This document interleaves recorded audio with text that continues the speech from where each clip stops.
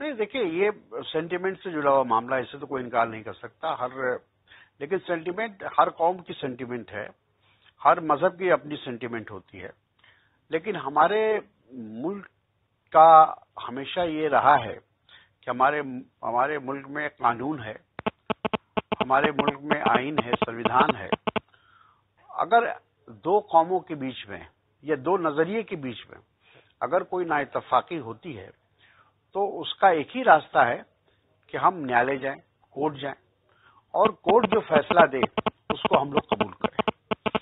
आज जो भारतीय जनता पार्टी के नेता या आरएसएस के लोग जिस तरह की जबान का इस्तेमाल कर रहे हैं और एक तरह से धमकी दे रहे हैं न्यायालय को, सुप्रीम कोर्ट को, कि अगर फैसला उनके हक में नहीं हुआ तो हम देख लेंगे, हम कुछ और कर लेंगे। इसका मतलब है इनको इस देश के आईन पर, इस देश के कानून पर उनको भरोसा नहीं है।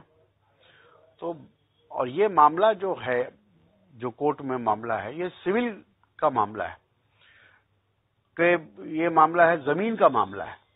ये कोई धार्मिक वहां ये नहीं है कि राम मंदिर और बाबरी मस्जिद का मामला है। ये जमीन किसकी है और उसके कई लोग उसमें दावा कर रहे हैं। सिर्फ ये वक्फ बोर्ड ही नहीं उसका एक है, वक्फ बोर्ड के अलावा भी कई लोग जो अलग अलग हिंदुओं में भी जो अलग अलग संगठन है वो दावा कर रहा है कि ये जमीन हमारी है, इस पर हक हमारा है। तो ये फैसला तो कोर्ट ही करेगा।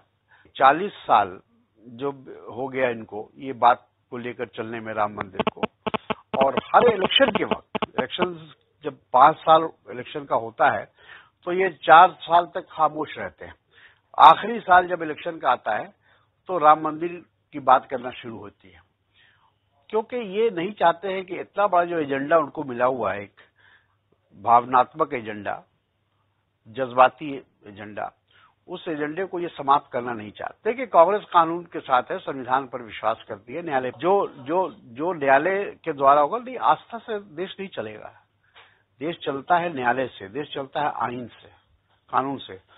हर आदमी की अपनी कोई आस्था हो सकती है, तो वो कहे कि नहीं हमारी आस्था इसमें है, आपकी आस्था किसी और चीज में हो सकती है। तो ये तो डिस्प्यूट, इसका हल तो एक ही रास्ता है ना, कि न्यायालय तय करेगा कि सही लोग कौन है,